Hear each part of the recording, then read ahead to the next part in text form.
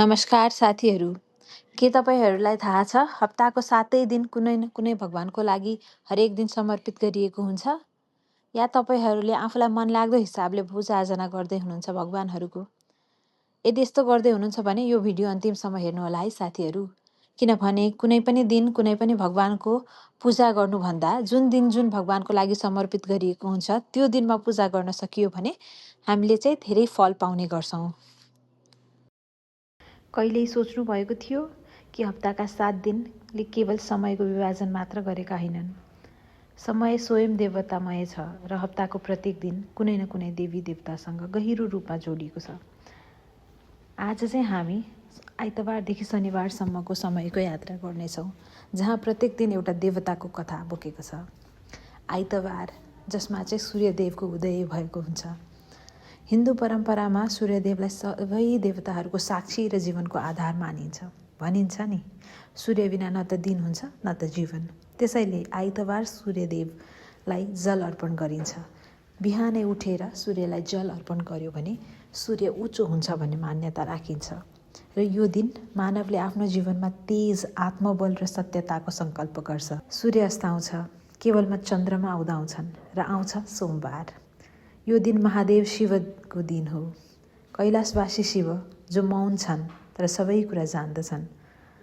जो सोमबार शिवजीको ध्यान गर्छ उसको मन धेरै थोरै शान्त हुन्छ। बेलपत्र, दूध र जल अर्पण गर्दै मानव आफ्ना दुःख शिवलाई सुम्पिन्छन्।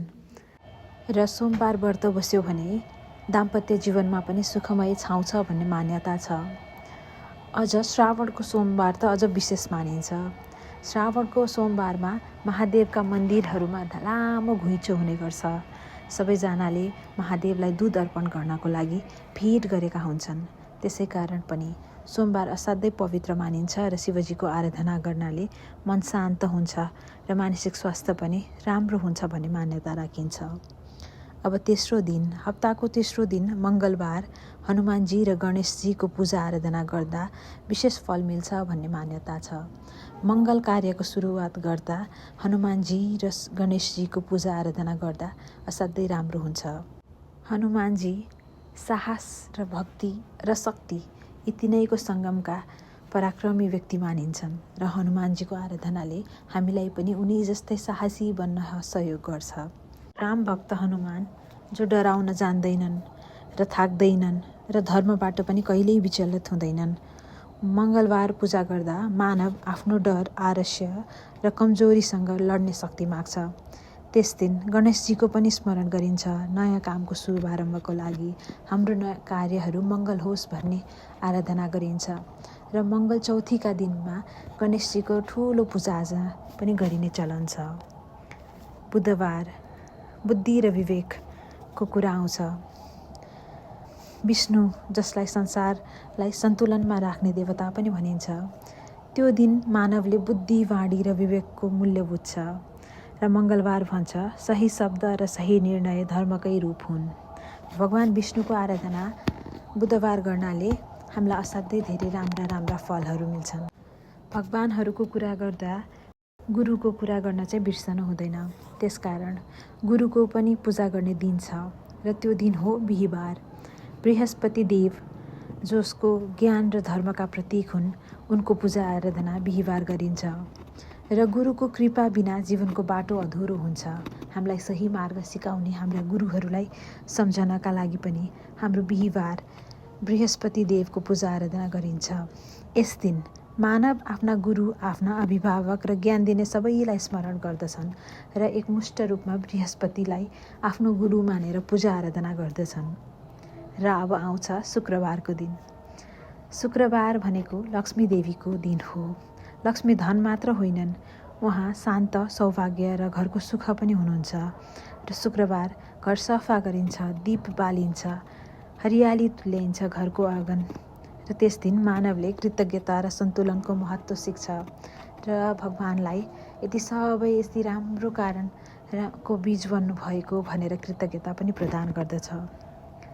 अब सबै भगवानहरूलाई एकमुष्ट रूपमा सम्झिँदै हामी जाउँ शनिबारको दिनको कुरा गर्न। शनिबार कर्मको न्याय दिने दिन हो र शनिबार हाम्रो शनिदेवको दिन हो। शनिदेव डरका होइनन्, उहाँ न्यायका देवता हुन्। कति मानिसहरू 7.5 शनि भनेर शनि भगवानसँग डराउने पनि गर्छन्। तर शनि भगवान न्यायका देवता भएका कारणले जसले जे जस्तो कर्म गर्छ त्यस्तै फल पाउँछ भन्ने पनि मान्यता छ। त्यसकारण पनि शनिबार मानव धैर्य, सेवा र दानको अर्थ बुझ्छ र आफूले गरेका नराम्रा कार्यहरूबाट सिक्दै र अब फेरि यस्तो कार्य नगर्नको लागि जागरुक भई अब सत्मार्गमा हिँड्नको लागि पनि शनिदेवको पूजा आराधना गर्छ र शनिबारको दिन कालो वस्त्रहरू शनिदेवलाई चढाउनाले राम्रो फलहरू मिल्छ भन्ने पनि विश्वास गरिन्छ।